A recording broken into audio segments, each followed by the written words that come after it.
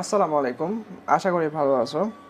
আজকে তোমাদেরকে প্রেপোজিশনের ঠিক কয়েকটি রুল পড়াবো, যে রুলগুলি শুধু ইন্টার নয়, অ্যাডমিশনের জন্য অনেক গুরুত্বপূর্ণ এবং তোমাদের যে ছোটোখাটো বিষয় যেগুলো নিয়ে সবসময় সমস্যা থাকে, যেমন অ্যাট, অন, ইন, এরপরে বাই, সিন্স, ফরের রুল, এগুলি আমি সহজভাবে উপস্থাপন করব যাতে এগুলোর যে কনফিউশন রয়েছে ওগুলো দূর হয়।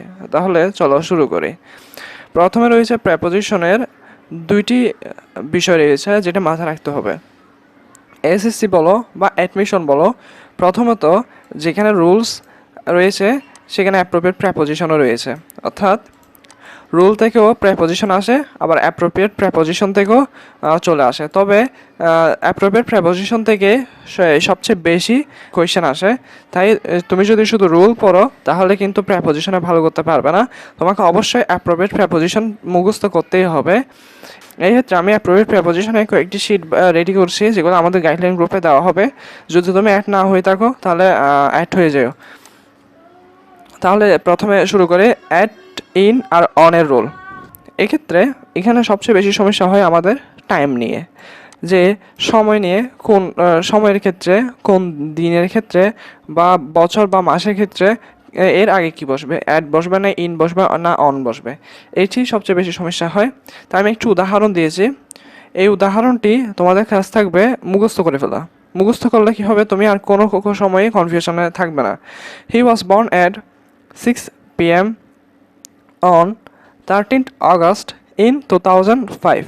তাহলে এই বিষয়টি, এই এক্সাম্পলটি হুবহু মুখস্থ করে ফেলবে যাতে এই বিষয়টি আর সমস্যা না হয়। এটি কেন করেছি দেখো। অ্যাট অ্যাট দিয়ে সাধারণত স্পেসিফিক টাইম বোঝায়, একটি নির্দিষ্ট টাইম বোঝাবে। যেমন আমি বলেছি এখানে 6 p.m, তাহলে এটা একটা নির্দিষ্ট টাইম। এক্ষেত্রে নির্দিষ্ট টাইমের পূর্বে কি বসবে, অ্যাট বসবে। তাই আমি বলেছি অ্যাট 6 p.m, এই বিষয়টি মাথায় রাখবে। তোমাকে দিল যে অ্যাট 2 p.m, 3 p.m, তোমাকে প্রশ্নের ড্যাশ দেবে, ড্যাশ 3 p.m, ড্যাশ 4 p.m, তখন তোমাকে কি বসা হতে হবে, অ্যাট বসা হতে হবে। মনে রাখবে নির্দিষ্ট সময়ের ক্ষেত্রে কি বসে, অ্যাট বসে, অর্থাৎ অ্যাট 6 p.m, অ্যাট 6 p.m। এরপরে অন আসি। অন আসে ডে, মানে কোনো দিন অথবা কোনো নির্দিষ্ট ডেটের ক্ষেত্রে কি বসে, অন বসে। তাহলে এটাকে আমরা মনে করব ডি ডি দিয়ে। এখন দেখো এই ক্ষেত্রে একটা নির্দিষ্ট ডেট দিলাম 13th, এটা একটা ডেট, নির্দিষ্ট ডেট। মনে রাখবে সময়ের ক্ষেত্রে যখন নির্দিষ্ট হয় তখন সেখানে অ্যাট বসবে, আর কোনো দিনের ক্ষেত্রে যখন নির্দিষ্ট হবে তখন কি বসবে, অন বসবে। তাহলে এই ক্ষেত্রে আরেকটা জিনিস যদি বলি, মানডে, কি বললাম, ধরো মানডে বললাম, এখন মানডের ক্ষেত্রে কি বসবে, মনে রাখবে ডে, যখন দিনের ক্ষেত্রে অন বসবে, ডেটের ক্ষেত্রে অন বসবে। যে আমি ডেট দিয়েছি 13, সেজন্য এখানে কি বসেছে, অন বসেছে। যখন দিন দিব, যেমন বললাম মানডে, তাহলে তখন কি হবে, তখন হবে কি, অন হবে। কোনো একটা সপ্তাহের কোনো সপ্তাহের নাম বললাম, সানডে, ফ্রাইডে, মানডে, থার্সডে, তখন ওগুলো আগে কি বসবে, অন বসবে। তাহলে এটা মনে রাখবে কি, অন হলো ডি ডি। এরপর আসে ইন। ইনের ক্ষেত্রে ইন বসে সাধারণত মাস, মান্থের ক্ষেত্রে আর বছরের ক্ষেত্রে। যেমন 2005, এটা একটি বছর, সেজন্য আমার বছর আগে কি বসিয়েছি, ইন বসিয়েছি। বছরের আগে কি বসিয়েছি, ইন বসিয়েছি। এরপরে মাস বললাম, যেমন বললাম অগাস্ট অথবা বললাম জানুয়ারি, তখন কি বসবে, ইন বসবে। এখন প্রশ্ন আসতে পারে এক্ষেত্রে অগস্টের ক্ষেত্রে ইন বসেনি কেন। মনে রাখবে ইন বসে, অন বসেছে মূলত 13কে কেন্দ্র করে, কাকে, 13কে কেন্দ্র করে। যেহেতু আমি 13 নির্দিষ্ট ডেট, সেজন্য এখানে কি বসেছে, অন বসেছে। একে কেন্দ্র করে মূলত কি বসেছে, অন বসেছে। আর 2005 যেহেতু এটা বছর, আর বছরের আগে কি বসে বললাম, ইন বসে। তাহলে ইন মনে রাখো উপায় হলো মাই, মাই দিয়ে মান্থ এবং ইয়ার। তাহলে মাস এবং বছরের ক্ষেত্রে কি বসে, ইন বসে। তাহলে একটা ছোট পরীক্ষা নিয়ে দেখো।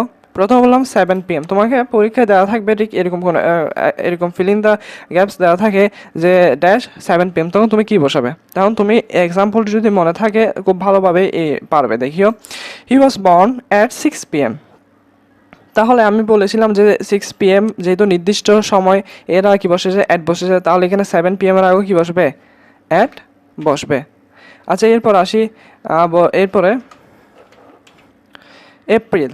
আচ্ছা এপ্রিল হচ্ছে একটি মাস, আর মাসের আগে কি বসবে। তো এক্ষেত্রে মাস, যেহেতু মাস হচ্ছে ইন, মাই বলেছিলাম, মাইতে মান্থ, মান্থের আগে কি বসে, ইন বসে। তাহলে আমরা করবো ইন এপ্রিল। এরপর হচ্ছে বছর, তাহলে ইয়ার, ইয়ারের ক্ষেত্রেও কি বসে, ইন বসে। এরপরে ফ্রাইডে বলেছিলাম ডি ডি, মনে আছে কি দেখো, ডিডি, ডিডি মানে হচ্ছে ডে এবং ডেট, ডে এবং ডেট এগুলো কি বসে? অন বসে। তাহলে এখানে কি বসবে?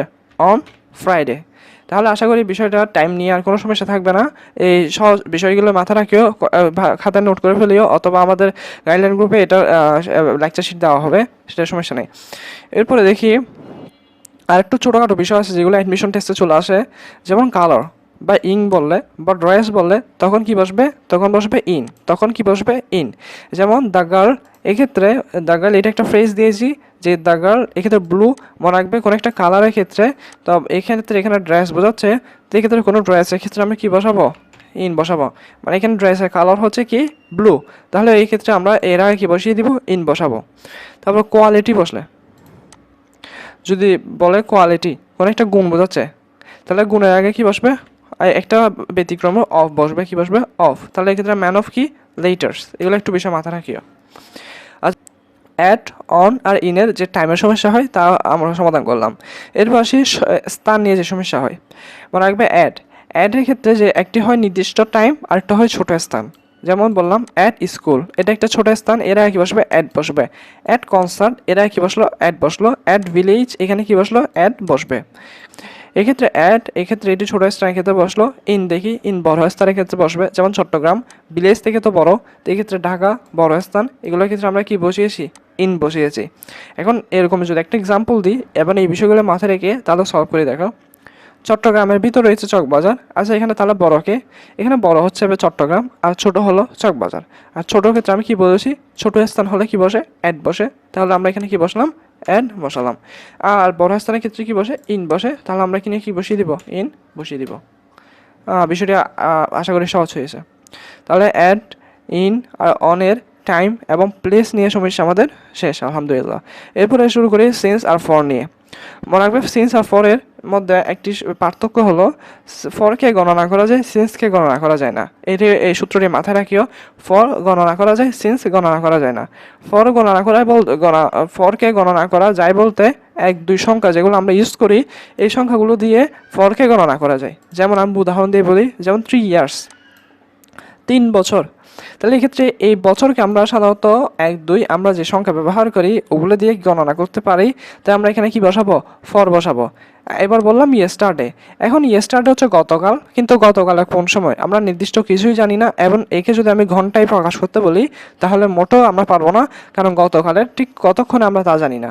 তাহলে এক্ষেত্রে এখানে যেহেতু একটু ধোঁয়াশা রয়েছে, তাই আমরা এখানে কি বসাবো? সিন্স বসাবো। এক্ষেত্রে মোট কথা হলো কোনো একটা সংখ্যা থাকলে এর আগে কি বসে যাবে? ফর বসবে। দেখি একটু এক্সাম্পলটা দেখি, এটা তো সহজ হয়ে যাবে।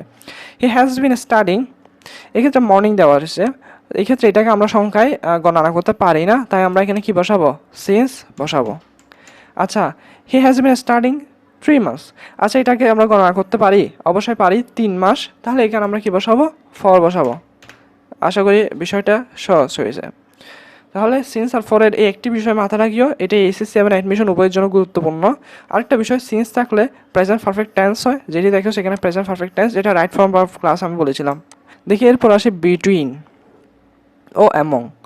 বিটুইনের ক্ষেত্রে সবচেয়ে সহজ রুল হচ্ছে দুইজন থাকলে আমরা কি বসাবো? বিটুইন বসাবো। এবং মোর দেন 2 পিপল হলে, দুইজনের চেয়ে বেশি হলে তখন কি বসাবো? অ্যামং বসাবো। যেমন বললাম divide the apples A and B, তাহলে এখানে কয়জনকে বোঝাচ্ছে ভাইয়া? দুইজনকে বোঝাচ্ছে। এবং বলেছি যে দুইজনকে বোঝালে কি হবে? বিটুইন হবে। তাহলে আমরা এখানে কি বসাবো? বিটউইন বসাবো। আচ্ছা, এরপর আবার হচ্ছে দুইজনের চেয়ে বেশি হলে মোর দেন টু পিপল, তাহলে আমরা কি বসাই? অ্যামাং। তাহলে এখানে অবশ্যই কি হবে ভাইয়া? এখানে অ্যামাং হবে। তাহলে এই বিষয়টি সহজ। তবে এখানে কিছু ব্যতিক্রম রয়েছে যেটা সাধারণত অ্যাডমিশনে আসে। সেটি হলো দুইয়ের চেয়ে অধিক নাউনের ক্ষেত্রে সাধারণত কি বসে? বিটুইন বসে। দুইয়ের চেয়ে বেশি হলে, যেমন যেমন আমি বললাম গিভ দিস প্যান্স, এই প্যান্টগুলো দাও। বিটুইন বাবলু সরি প্যান্ট বাবু। এখন প্রশ্ন হতে পারে এখানে তো 3 জনকে বোঝাচ্ছে, কিন্তু এখানে বিটুইন বসলো কেন? মনে একবার প্রপার নাউনের ক্ষেত্রে যদি 2 জনের চেয়ে অতিরিক্ত হয় তখন সেখানে কি বসানো যায়? বিটুইন বসানো যায়। এই বিষয়ে মাথা রাখিও, খাতায় নোট করে রাখিও। এরপর আসে বাই। এক্ষেত্রে বাইয়ের ক্ষেত্রে হচ্ছে আমরা সাধারণত ছোটোবেলা থেকে প্যারাগ্রাফ লিখে সে by train, journey by bus, journey by boat, journey by launch. এক্ষেত্রে মনে রাখবে যাতায়াতের মাধ্যম বোঝালে কি বসে? বাই বসে। তবে কিছু এক্সেপশনাল রুল রয়েছে, সেটা হলো on foot, on horseback, on bicycle, এই 3টা উদাহরণ মনে রাখি, এগুলোই অ্যাডমিশন জন্য গুরুত্বপূর্ণ।